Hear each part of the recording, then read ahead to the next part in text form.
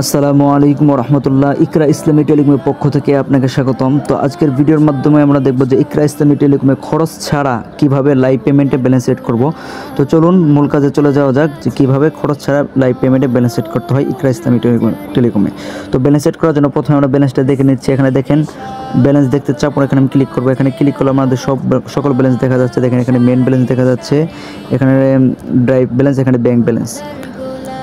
তো আমরা আবার দেখে নিচ্ছি মেন ব্যালেন্সে কত টাকা রয়েছে। মেন ব্যালেন্সের টাকা রয়েছে 387 টাকা। তো চলুন মূল কাজে চলে যাওয়া যাক।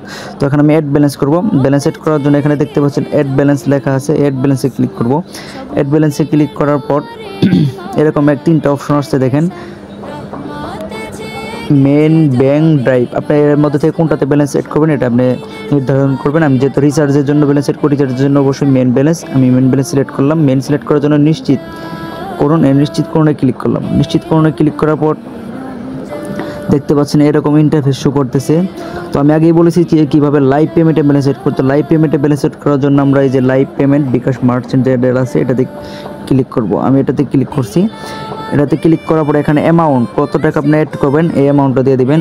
আমি যেহেতু বিকাশ আমার আগে যেহেতু টাকা রয়েছে এর জন্য আমি সর্বনিম্ন এখানে 50 টাকা অ্যাড করতে পারবেন, সর্বোচ্চ 25,000 টাকা পর্যন্ত। তো আমি এখানে 50 টাকা অ্যাড করতেছি। 50 টাকা দেওয়ার পর নেক্সটে ক্লিক করব। নেক্সটে ক্লিক করার পর দেখতে পাচ্ছেন এরকম একটা ইন্টারফেস শো করতেছে। এখানে আমরা আমাদের বিকাশ নাম্বারটা দিয়ে দিব, যে বিকাশ নাম্বার থেকে আমি টাকা অ্যাড করব। আমি আমার বিকাশ নাম্বারটা দিয়ে দিতেছি। বিকাশ নাম্বারটা দেওয়া হয়ে গেলে এখন এই যে কনফার্ম লেখা দেখতেছেন, এই কনফার্মে ক্লিক করব। এই কনফার্মে ক্লিক করলে দেখতে পাচ্ছেন এখানে একটা কোড চাইতেছে। এখানে একটা ভেরিফিকেশন কোড যাবে সেই বিকাশ নাম্বারে। আপনার বিকাশ সিম যদি অন্য জায়গায় ভরা থাকে তাহলে সেখান থেকে আপনি কোডটা নিয়ে এখানে বসে দেবেন। আবার সিমটা যেহেতু এটাতেই ভরা, তো কোডটা আমার এখানে এসে পড়েছে। আমি এখানে ক্লিক করে কোডটা দিয়ে দিচ্ছি। এখানে আমার অটো কোড নিয়ে নিল। এখানে ক্লিক করলাম, অটো কোড নিয়ে নিল। তো অটো কোডটা দেওয়ার পর আমি আবার কনফার্মে ক্লিক করব। কনফার্মে ক্লিক করার পর এখানে পিন নাম্বার চাইতেছে। এখানে কোন পিন নাম্বার দেবেন, এখানে আপনার বিকাশের পিন নাম্বারটা দেবেন। আমি আমার বিকাশের পিন নাম্বারটা দিয়ে দিতেছি। আমার বিকাশ পিন নাম্বারটা দেওয়া হয়ে গেছে। এখন আমি কনফার্মে ক্লিক করবো। যে কনফার্ম লেখাটা দেখতে পাচ্ছেন, এই কনফার্মে ক্লিক করব। কনফার্মে ক্লিক করার সাথে সাথে দেখেন এখানে 5 সেকেন্ড সময় ধরেছে। তোমরা দেখি ব্যালেন্স ট্রেড হয় কিনা।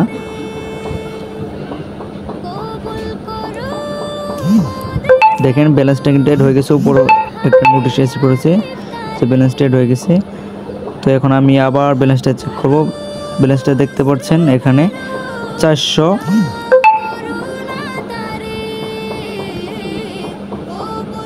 এখানে দেখতে পাচ্ছেন 438 টাকা রয়েছে।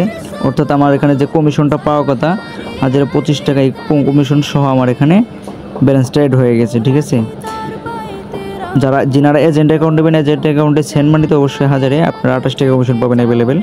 তো আজকের ভিডিও এই পর্যন্ত থাকলো।